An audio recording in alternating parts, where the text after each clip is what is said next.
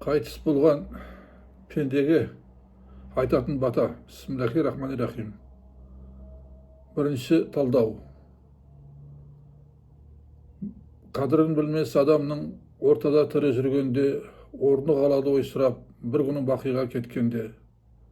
40 жыл қырғын болғанмен, ажалы келмей кісі өлмес.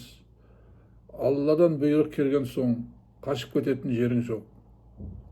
Ажал кесе не шара, тарылтады тынысты, байлайды тілмен көмейді, бақылдатып қояды, шыбын жанды қинайды. Иманың жалғыз жолдасың, қолыңды көкке көтерген, сәждеге басыңды тигізген, ақыретке жауап дайындаған.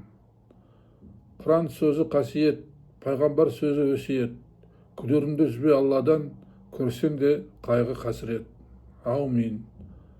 Алда лайық басатын белгі бар, басып жазылып қойсаңыздар құп болады. Маған бата таратуға, сіздерге сауап алуға. Рахмет. Аумин.